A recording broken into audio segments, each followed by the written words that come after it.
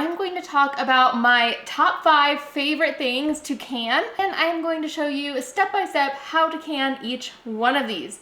Next up is potatoes, which this is a great way to preserve your garden produce when it gets to the point that it is starting to be questionable.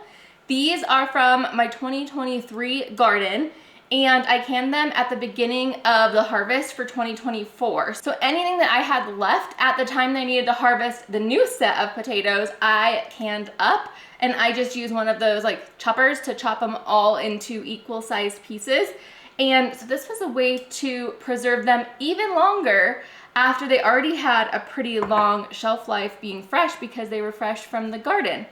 You could, of course, buy your own potatoes and can them this way. I did that many times before I started growing a full year's worth of potatoes in my garden, and it's just so convenient to have. One of my favorite ways to use these is to drain it, rinse it really well, get all that starch off, kind of let it dry off a bit, and then fry it up in the stove with some oil, and it gets, maybe some butter too, it gets really nice and crispy, and you can use it for like a hash, like a breakfast.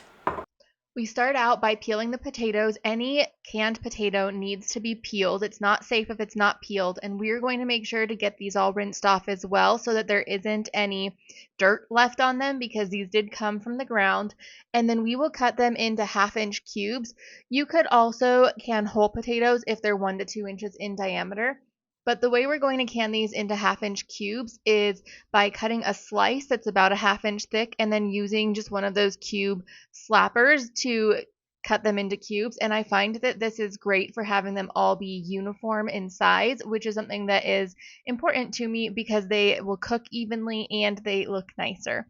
So I am getting these into some water because I don't want them to turn brown. You could use an absorbic acid solution, but I prefer to just put them in water.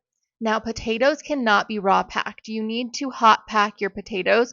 And so we will put these in some water to boil for a few minutes before we jar them up.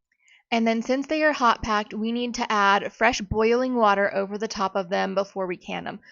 The jarring process is the same as in most of the others. We are going to get the potatoes in and the boiling water. We do need to make sure we have the proper headspace. You could add salt if you would like. And then we make sure to wipe our rim and get our lid on and screw on the ring.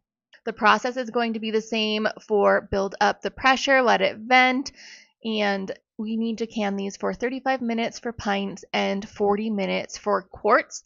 And then we will take them out of the canner, leave them for the full day, check if they're sealed, clean them up, and put them away.